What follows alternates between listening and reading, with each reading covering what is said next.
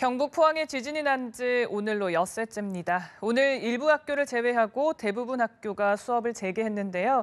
현장 연결해 보겠습니다.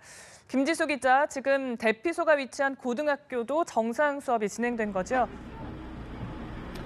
네, 포항공업고등학교에 나와 있습니다. 이곳은 말씀하신 것처럼 실제로 학교 내에 대피소가 마련되어 있기 때문에 오늘 정상 수업을 위해 등교를 하고 그리고 하교를 하는 학생들의 모습도 확인할 수 있었습니다. 학생들은 다만 이제 이 대피소가 운동장에 마련되어 있다 보니까 운동장을 이용하기는 좀 어려웠는데요. 또 시설물 중 일부도 아직 그 피해가 남아있는 상황입니다.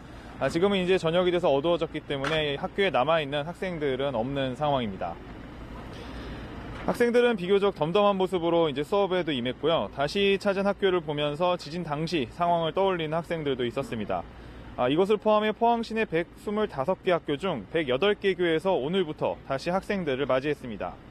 피해가 컸던 17개 초중등학교와 유치원 12곳은 여전히 휴교 상태로 복구 작업을 진행하고 있는 상황입니다. 또 정부는 지진 피해를 본 포항 북부 지역 4개 수능 시험장을 포항 남부 지역으로 옮기고 수능 직전 여진이 발생할 경우에 대비해 경북 영천 등의 예비 시험장 12곳을 마련합니다.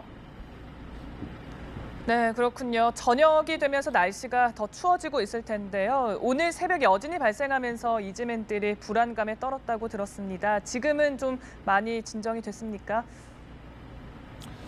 네, 그렇습니다. 이제 해가 지면서 이 대피소 밖은 이제 손이 이제 얼 정도로 날씨가 이제 기온이 떨어지고 있습니다. 오늘 새벽과 어제 밤 늦은 시각 실제로 3.5 이상의 강한 여진이 발생을 하면서 대피소에 있는 이재민들은 좀 두려움에 떨어야만 했습니다. 이후에 이제 봉사자들이 이제 제공하는 그 식사를 하면서 어느 정도 이제 안정을 찾아가고는 있었는데요.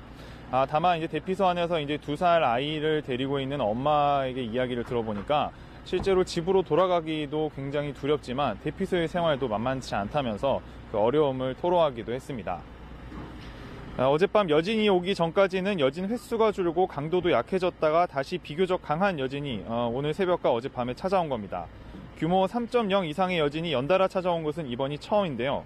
직접적인 피해를 경험했던 만큼 이재민들은 지진 당시 기억이 크게 남아 더 걱정이 앞설 수밖에 없습니다. 이곳 흥해공고는 흥해체육관에 있던 800여 명의 이재민들의 분산 수용 방침에 따라 마련된 2곳의 대피소 중에 한 곳으로 현재 흥해체육관은 청소와 방역 작업이 거의 마무리되었고 이재민의 사생활 보호를 위한 텐트 설치도 이제 마무리 단계입니다.